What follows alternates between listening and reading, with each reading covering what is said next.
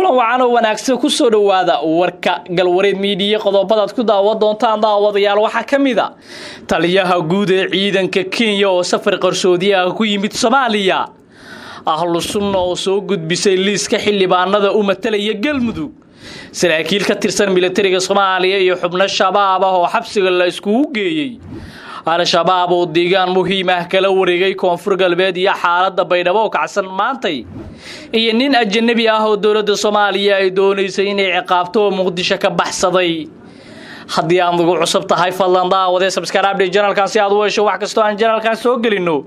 taariikhda waxa ay tahay 23 December sanadka 2019 intaad maqasheen oo faahfaahsan ku soo dhawaada daawadayaal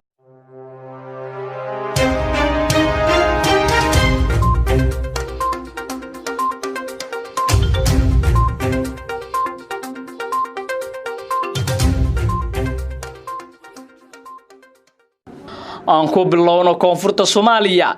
taliyaha guud ee ciidanka difaaca Kenya ayaa safar qarsoodi ah ku yimid dalka Soomaaliya oo ay joogaan ciidamo ka tirsan dawladda Kenya kuwaas oo qayb ka ah howlgalka midowga Afrika ee AMISOM taliyaha oo booqday goobaha ay ciidamada Kenya ka joogaan Soomaaliya ayaa ammaan dusha uga tuuray askarta wadankiisa ee ka tirsan howlgalka AMISOM ee in ka badan 10 sano ka socda Soomaaliya General Samsom oo shalay la hadlayay ciidamada Kenya ee ku sugan Soomaaliya ayaa kula dardaarmay inay ka shaqeeyaan sidii nabad lagu soo dabaali lahaa dalkooda hooyo oo weerar culus ay ka geystaan kooxda al-shabaab walow aad ku sugan tihiin halkan waa idinka fakarnaa mana laga yaabo inaan idin hilmaano waxaan idin rajeynayaa guul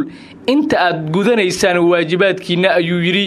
taliyaha ayaa ciidamadiisa u sheegay in Soomaaliya ay nabad noqoto ay ka dhigan tahay Kenya oo nabad heshay sidaas darteed ay laga maarmaan tahay inay ka shaqeeyaan sidii Soomaaliya looga nadiifin lahaa maleeshiyada al-shabaab oo dib badan ku haysa shacabka Soomaaliyeed iyo midka Kenya waxaan u joognaa Soomaaliya maxaa yeelay waxaan ognahay haddii Soomaaliya ay ka xorowdo al-shabaab iyo argagixisada in Kenya sidoo kale aan ka xoreyn doono ayuu yiri taliyaha ayaa ugu dambeyntii ciidamada kula dardaarmay inay xoojiyaan dagaalka ay kula jiraan al-shabaab madaxweynaha dalka Kenya Uhuru Kenyatta ayaa hore u sheegay in ciidamadiisa Soomaaliya ka soo bixi doonin ilaa al-shabaab laga baabi'iyo ciidamada Kenya ee ka tirsan howlgalka AMISOM ayaa Soomaaliya soo galay sanadkii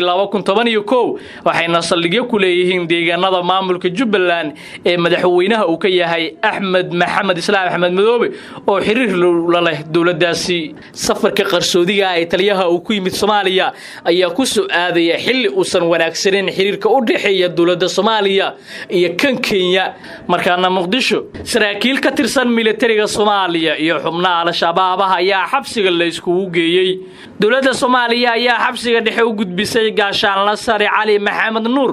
oo ahaa taliyaha guutada 1 Abriil gaashaanle Aadan Maxamed Cali gaasay oo ahaa abaanduulaha 1 Abriil iyo saraakiil kale kuwaas oo ahaa saraakiishii hogaaminaysay ciidankii al-shabaab ay ku laayeen xirada Ceelsaliini ee gobolka Shabeellada Hoose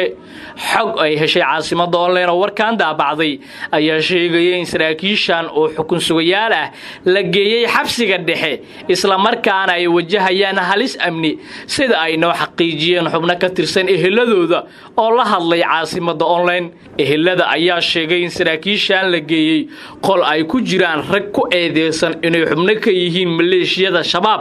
oo maxkamad sugayaal ah kuwa al-shabaab ah oo xukun ku dhacay iyo qaar kale oo ku eedeysan falal dambiyeedyo kale qaar ka mid ah ehelada ayaa qaba in saraakiishan ay wajahayaan halis amni maadaama iyagoo tiro yar loo geeyay koox al-shabaabnimo ku eedeysan iyo qaar lagu helay oo xukun ku dhacay oo dhammaantoodba hal qol ku jira wiilkayga waxaa lagu xiray qol ay ku jiraan rag badan oo al-shabaab ah wuxuuna halis ugu jiraa in halkaasi lagu dilo waayo waa ay ka tiro badan yihiin waana sargaal dawladeed ayay tiri hooyada dhashay mid kamid ah saraakiisha sarsare ee xabsiga loo gudbiyay dhawaan xabsiga dhexe waxa daryeel la'aan ugu geeriyooday mid kamid ah maxaabiista xabsigaas kaas oo ay waalidiintiisa sheegeen in la dayacay dawladda Soomaaliya ayaa horay u ballan qaaday in ay maxkamad la tiigsan doonto saraakiisha sarsare ee dayacay fadhiyadii ay mas'uulka ka ahaayeen. Al-Shabaab oo bilo ka hor soo weeraray xerada Ceelsaniini ayaa laayay ciidamo kor u dhaafaya kontameeyo oo ka tirsan militariga Soomaaliya, waxaana ay halkaa ka qaateen saanad militari oo aad u fara badan iyo gaadiidka dagaalka noocyadiisa kala duwan.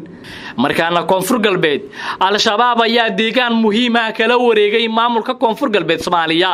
warar kala duwan ayaa ka soo baxaya dagaal aad u xoogan oo u dhaxeeyay Al-Shabaab iyo ciidamada maamulka Koonfur Galbeed oo kaashanaya kuwa federaalka oo maanta ka dhacay duleedka magaalada Baydhabo ee xarunta gobolka Baay. Dagaalka oo ahaa mid culus ayaa yimid kadib markii dagaalyahanada dhaqdhaqaaqa Al-Shabaab ay weerar dhowr jiha ku qaadeen fadhiisimo ciidan oo ku yaala deegaanka Goofguduud Buurey oo ka tirsan gobolkaasi. wararka ayaa sheegay in dagaal xoogan dhinacyadan u dhexmaray la iskuna adeegsaday hubka noocyadiisa kala duwan isla markaana uu qaatay dagaalka saacado badan. Al-Shabaab oo ka hadashay dagaalkan iyo weerarka ka horeeyay ayaa sheegatay inay la wareegtay gebi ahaanba gacan ku haynta deegaankaasi oo ah mid istiraatiiji ah. sidoo kale war ka soo baxay Al-Shabaab ayaa lagu sheegay in dagaalka ay ku dhinteen ugu yaraan 8 askari oo ka tirsan ciidamada dawlad goboleedka Koonfur Galbeed. dhinaca kale ma jiro wax hadal ah oo ka soo baxay dhinaca maamulka gobolka Baay oo ku aadan weerarkaasi iyo dagaalkii xigay. ila ku dhow saraakiil ka tirsan militariga ayaa inoo xaqiijiyay in dagaalka ay ku geeriyoodeen ku dhawaad 10 qof oo iskugu jiray ciidamadii wada dagaalamay iyo dad shacab ah oo ku sugnaa deegaanka Goofguduud Buurey. xaaladda ayaa haatan kacsan sida la sheegayo iyadoona dagaalyahanada kooxda Al-Shabaab ay isku ballaariyeen deegaanka Goofguduud Buurey. inta badan Al-Shabaab oo wali ku xoogan Koonfur Galbeed ayaa weeraro ku dhufo oo ku dhaqaaqa ka fulisa gobolada Shabeellada Hoose iyo Bakool ee Koonfurta Soomaaliya. markaana Galmudug, hoggaanka Ahlusunnah wal Jameeca ayaa shaaciyay liiska 20 xubnood ee wasaaradda arrimaha gudaha Soomaaliya ka siisay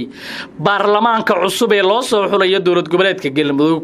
qoraal ka soo baxay xafiiska madaxa xukuumadda Galmudug, Sheekh Maxamed Shaakir Cali Xasan ayaa lagu soo bandhigay magacyada 20 xubnood ka soo galaya baarlamaanka Galmudug dhinaca Ahlusunnah iyo beelaha ka soo kala jeedaan. warqadda ayaa la rumaysan yahay in Ahlusunnah u dirtay beesha caalamka, waxayna guddiga doorashada Galmudug caasimadda Orlen u xaqiijiyeen warkaan daabacday inaan wali xafiiskooda la soo gaarsiin liiskan.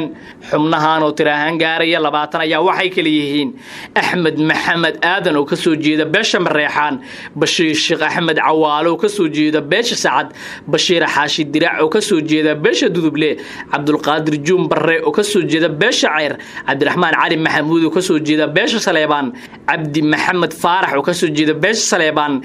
Cabdi Maxamuud Fiido oo ka soo jeeda beesha Murusade, Cali Dhoof Aadan Yuusuf oo ka soo jeeda beesha Ceyr, Ana Maxamed Cusub Lawaasu oo ka soo jeeda beesha Dir, Cibaado Yuusuf Axmed oo ka soo jeeda beesha Ceyr, Mahad Cabdi Xirsi oo ka soo jeeda Mareexaan, Mahad Kilic Warsame oo ka soo jeeda beesha Mareexaan, Maxamed Cali Xirsi oo ka soo jeeda beesha Sacad, Mawlid Sheekh Cabdullaahi Tahliil oo ka soo jeeda beesha Mareexaan, Mursa Sheekh Maxamed Yuusuf Xiif oo ka soo jeeda beesha Ceyr, Muxyidiin Sheekh Cabdullaahi Cusmaan oo ka soo jeeda beesha Sheeqaal, Saadiq Sheekh Yuusuf Sheekh Ibraahim oo ka soo jeeda beesha Dir, Shaacir Sheego Maxamed oo ka soo jeeda beesha Saruur, Xuseen Axmed Carab oo ka soo jeeda beesha Dir, iyo Yaasiin Sheekh Maxamed Sheekh Cabdiraxmaan oo ka soo jeeda beesha Ceyr.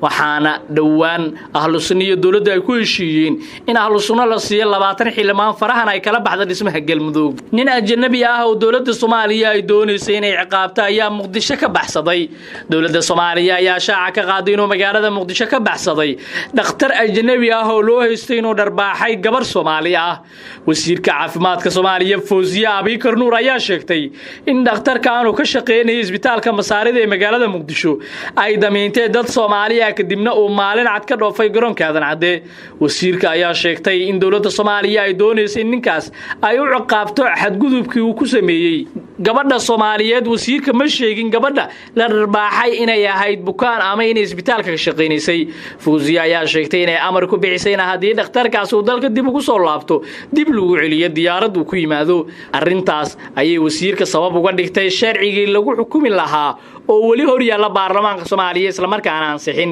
Waxay ugu dambeyn sheegtay in hadda ay bilaabeen inay diiwaan geliyaan dhammaan xarumaha caafimaadka ee ajaanibtu ka furanayaan magaalada si loo ogaado xaqiiqda aqoonta ay sheeganayaan. daawadayaal waa naga intaa warkaad kala socoteen Galwareed Media haddii aad nagu cusub tahay fadlan daawada subscribe channelkan.